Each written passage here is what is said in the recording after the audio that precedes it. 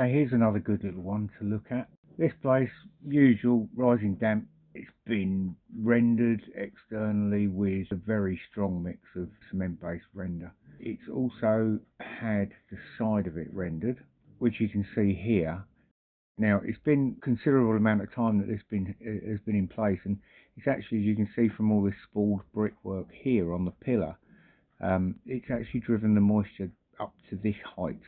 So we've removed the render, and I've cut a channel today where we're going to set in a land drain. Going to use NHL to bed the land drain in the channel that we're cutting, and then the rendering will be carried out with a hot lime render mix that we're going to put onto the brickwork.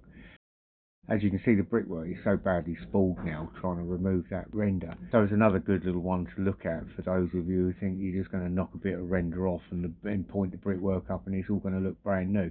It's 50-50, to be honest, what you're going to find when you knock it off. To make matters even worse, and how the damp specialists weren't able to clock this one, is that air brick there was actually, I mean, obviously the slab's been cut back now, so you can't physically see directly, but that slab was directly under that air brick. So what all they've done is they've turned the air brick into a water funnel. Now, the other good thing that comes out of this is that down here, if you look along the top line of that air brick, you just make out the original slate DPC in this building that was rendered over with cement render, so that was breached.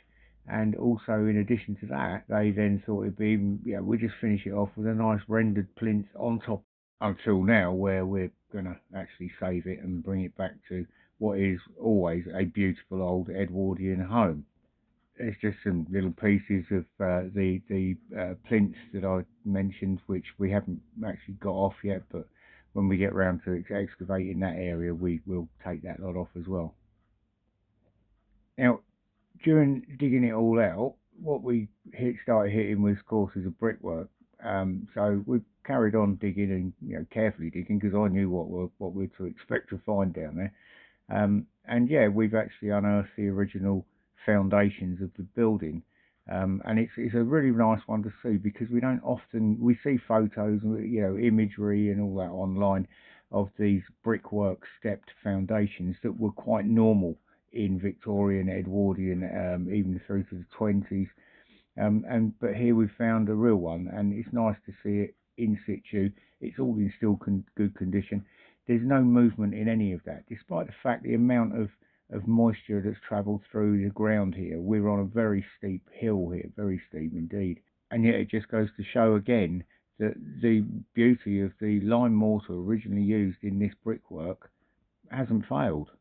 Despite all of the damage that's been added on by the damp specialists, look at these beautiful foundations. They're still sitting there. They haven't moved. There's no sign of any movement whatsoever in those. And to say this place, believed to be turn of the last century. So we're looking at a 120-year-old building here. Yeah, it's fabulous the way it survives. If we don't meddle with the bloody places, just leave the things to do what they were built to do.